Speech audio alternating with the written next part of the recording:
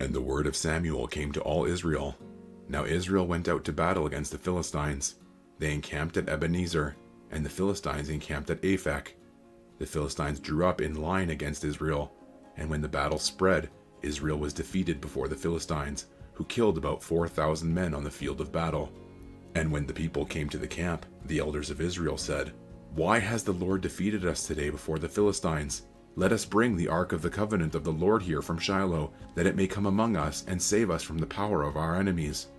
So the people sent to Shiloh, and brought from there the ark of the covenant of the Lord of hosts, who was enthroned on the cherubim. And the two sons of Eli, Hophni and Phinehas, were there with the ark of the covenant of God. As soon as the ark of the covenant of the Lord came into the camp, all Israel gave a mighty shout, so that the earth resounded. And when the Philistines heard the noise of the shouting, they said, "What does this great shouting in the camp of the Hebrews mean?" And when they learned that the ark of the Lord had come to the camp, the Philistines were afraid, for they said, "A god has come into the camp." And they said, "Woe to us, for nothing like this has happened before. Woe to us! Who can deliver us from the power of these mighty gods? These are the gods who struck the Egyptians with every sort of plague in the wilderness. Take courage and be men, O Philistines, lest you become slaves to the Hebrews as they have been to you. Be men and fight." So the Philistines fought, and Israel was defeated, and they fled, every man to his home. And there was a very great slaughter, for 30,000 foot soldiers of Israel fell, and the ark of God was captured, and the two sons of Eli, Hophni and Phinehas, died. A man of Benjamin ran from the battle line and came to Shiloh the same day, with his clothes torn and with dirt on his head. When he arrived, Eli was sitting on his seat by the road watching, for his heart trembled for the ark of God. And when the man came into the city and told the news, all the city cried out. When Eli heard the sound of the outcry, he said, "What is this uproar?" Then the man hurried and came and told Eli. Now Eli was 98 years old, and his eyes were set so that he could not see. And the man said to Eli, "I am he who has come from the battle. I fled from the battle today." And he said, "How did it go, my son?" He who brought the news answered and said, "Israel has fled before the Philistines, and there has also been a great defeat among the people. Your two sons also, Hophni and Phinehas, are dead, and the ark of God has been captured." As soon as he mentioned the ark of God, Eli fell over backward from his seat by the side of the gate, and his neck was broken, and he died, for the man was old and heavy. He had judged Israel 40 years. Now his daughter-in-law, the wife of Phinehas, was pregnant, about to give birth. And when she heard the news that the ark of God was captured, and that her father-in-law and her husband were dead, she bowed and gave birth, for her pains came upon her. And about the time of her death, the woman attending her said to her, "Do not be afraid, for you have borne a son." But she did not answer or pay attention. And she named the child Ichabod, saying, "The glory has departed from Israel," because the ark of God had been captured, and because of her father-in-law and her husband.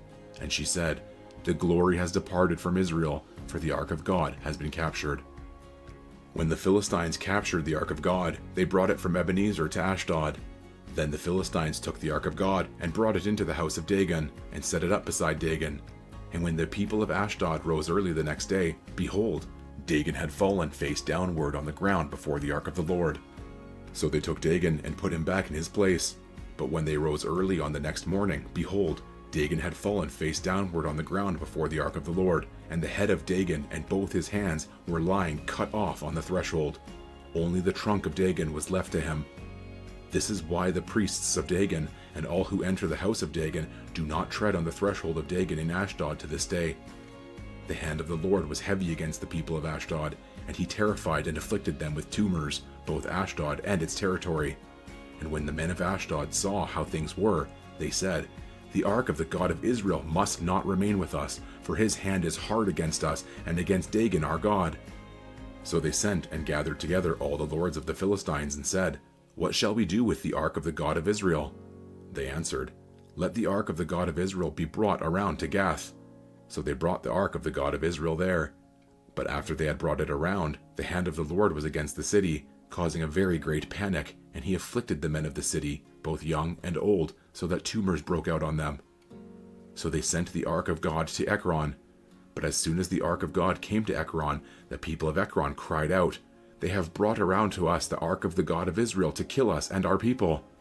They sent therefore and gathered together all the lords of the Philistines and said, "Send away the ark of the God of Israel, and let it return to its own place, that it may not kill us and our people." For there was a deathly panic throughout the whole city. The hand of God was very heavy there. The men who did not die were struck with tumors, and the cry of the city went up to heaven. The ark of the Lord was in the country of the Philistines 7 months. And the Philistines called for the priests and the diviners and said, "What shall we do with the ark of the Lord? Tell us with what we shall send it to its place." They said, "If you send away the ark of the God of Israel, do not send it empty, but by all means return him a guilt offering. Then you will be healed, and it will be known to you why his hand does not turn away from you." And they said, "What is the guilt offering that we shall return to him?" They answered, 5 golden tumors and 5 golden mice, according to the number of the lords of the Philistines, for the same plague was on all of you and on your lords. So you must make images of your tumors and images of your mice that ravage the land, and give glory to the God of Israel. Perhaps he will lighten his hand from off you and your gods and your land. Why should you harden your hearts as the Egyptians and Pharaoh hardened their hearts? After he had dealt severely with them, did they not send the people away, and they departed? Now then, take and prepare a new cart, and 2 milk cows on which there has never come a yoke, and yoke the cows to the cart, but take their calves home, away from them. And take the ark of the Lord, and place it on the cart, and put in a box at its side the figures of gold, which you are returning to him as a guilt offering. Then send it off, and let it go its way, and watch. If it goes up on the way to its own land, to Beth Shemesh, then it is he who has done us this great harm. But if not, then we shall know that it is not his hand that struck us. It happened to us by coincidence." The men did so, and took 2 milk cows and yoked them to the cart, and shut up their calves at home. And they put the ark of the Lord on the cart, and the box with the golden mice and the images of their tumors. And the cows went straight in the direction of Beth Shemesh along one highway, lowing as they went. They turned neither to the right nor to the left, and the lords of the Philistines went after them as far as the border of Beth Shemesh. Now the people of Beth Shemesh were reaping their wheat harvest in the valley, and when they lifted up their eyes and saw the ark, they rejoiced to see it. The cart came into the field of Joshua of Beth Shemesh, and stopped there. A great stone was there, and they split up the wood of the cart, and offered the cows as a burnt offering to the Lord. And the Levites took down the ark of the Lord and the box that was beside it, in which were the golden figures, and set them upon the great stone. And the men of Beth Shemesh offered burnt offerings, and sacrificed sacrifices on that day to the Lord. And when the 5 lords of the Philistines saw it, they returned that day to Ekron. These are the golden tumors that the Philistines returned as a guilt offering to the Lord: 1 for Ashdod, 1 for Gaza, 1 for Ashkelon, 1 for Gath, 1 for Ekron. And the golden mice, according to the number of all the cities of the Philistines belonging to the 5 lords, both fortified cities and unwalled villages. The great stone beside which they set down the ark of the Lord is a witness to this day in the field of Joshua of Beth Shemesh. And he struck some of the men of Beth Shemesh, because they looked upon the ark of the Lord. He struck 70 men of them, and the people mourned because the Lord had struck the people with a great blow. Then the men of Beth Shemesh said, "Who is able to stand before the Lord, this holy God? And to whom shall he go up away from us?" So they sent messengers to the inhabitants of Kiriath-Jearim, saying, "The Philistines have returned the ark of the Lord. Come down and take it up to you." And the men of Kiriath-Jearim came and took up the ark of the Lord, and brought it to the house of Abinadab on the hill. And they consecrated his son Eleazar to have charge of the ark of the Lord. From the day that the ark was lodged at Kiriath-Jearim, a long time passed, some 20 years, and all the house of Israel lamented after the Lord. And Samuel said to all the house of Israel, "If you are returning to the Lord with all your heart, then put away the foreign gods and the Ashtaroth from among you, and direct your heart to the Lord and serve him only, and he will deliver you out of the hands of the Philistines." So the people of Israel put away the Baals and the Ashtaroth, and they served the Lord only. Then Samuel said, "Gather all Israel at Mizpah, and I will pray to the Lord for you." So they gathered at Mizpah, and drew water, and poured it out before the Lord, and fasted on that day, and said there, "We have sinned against the Lord." And Samuel judged the people of Israel at Mizpah. Now when the Philistines heard that the people of Israel had gathered at Mizpah, the lords of the Philistines went up against Israel. And when the people of Israel heard of it, they were afraid of the Philistines. And the people of Israel said to Samuel, "Do not cease to cry out to the Lord our God for us, that he may save us from the hand of the Philistines." So Samuel took a nursing lamb and offered it as a whole burnt offering to the Lord. And Samuel cried out to the Lord for Israel, and the Lord answered him. As Samuel was offering up the burnt offering, the Philistines drew near to attack Israel. But the Lord thundered with a mighty sound that day against the Philistines and threw them into confusion, and they were defeated before Israel. And the men of Israel went out from Mizpah and pursued the Philistines and struck them as far as below Beth-kar. Then Samuel took a stone and set it up between Mizpah and Shen and called its name Ebenezer. For he said, "Till now the Lord has helped us." So the Philistines were subdued and did not again enter the territory of Israel. And the hand of the Lord was against the Philistines all the days of Samuel. The cities that the Philistines had taken from Israel were restored to Israel, from Ekron to Gath, and Israel delivered their territory from the hand of the Philistines. There was peace also between Israel and the Amorites. Samuel judged Israel all the days of his life, and he went on a circuit year by year to Bethel, Gilgal, and Mizpah, and he judged Israel in all these places.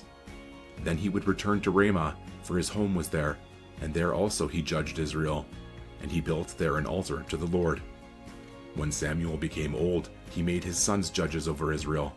The name of his firstborn son was Joel, and the name of his second, Abijah. They were judges in Beersheba. Yet his sons did not walk in his ways, but turned aside after gain. They took bribes and perverted justice. Then all the elders of Israel gathered together and came to Samuel at Ramah and said to him, "Behold, you are old, and your sons do not walk in your ways. Now appoint for us a king to judge us like all the nations." But the thing displeased Samuel when they said, "Give us a king to judge us." And Samuel prayed to the Lord.